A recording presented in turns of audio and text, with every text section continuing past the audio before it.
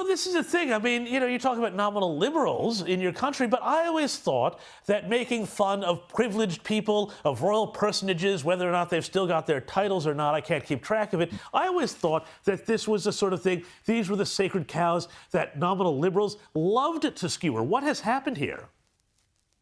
They do have a very strange relationship with the Duke and Duchess of Sussex in particular. I think they kind of treat them with the level of deference that a royalist 200 years ago would treat the monarchy. It's fascinating because we live in an age of victimhood. If you claim to be a victim, no matter on what spurious grounds, you are kind of sanctified.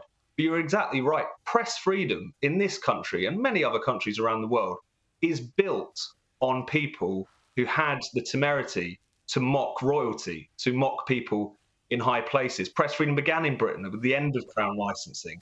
We had radicals like John Wilkes who published far more outrageous things about what the King's mother was getting into than what Jeremy Clarkson has said, tongue-in-cheek, about Meghan Markle. But it seems like because we do live in this age of identity politics, you have supposedly kind of anti-establishment left-wing people essentially agitating for the sake of sparing the blushes of a duchess. That's where we've ended up, unfortunately.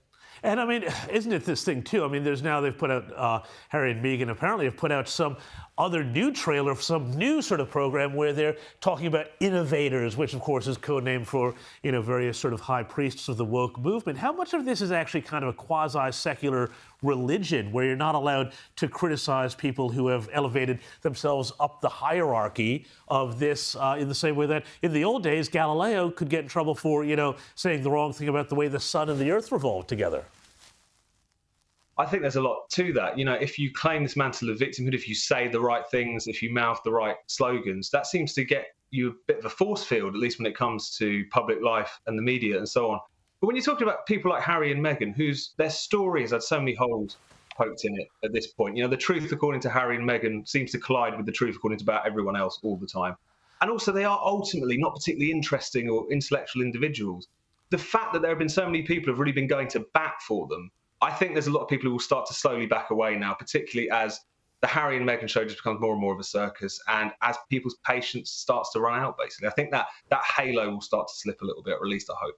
Well, and just very quickly, I mean, they've got a new book coming out, Spare, the Prince Harry memoir. Do we just, as free speech people, have to accept that we're going to hear a lot of nonsense around that too very quickly?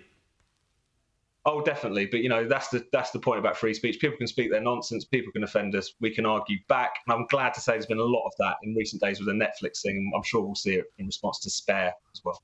Well, thank you so much, Tom, for walking us through this. I just think it is absolutely fascinating how people who, would claim to be free speech in any other decade of human existence are now becoming these absolute prissy, blue-nosed Puritans just because somebody is having a poke at Harry and Meghan in a clearly tongue-in-cheek fashion. Thank you so much for being with us tonight.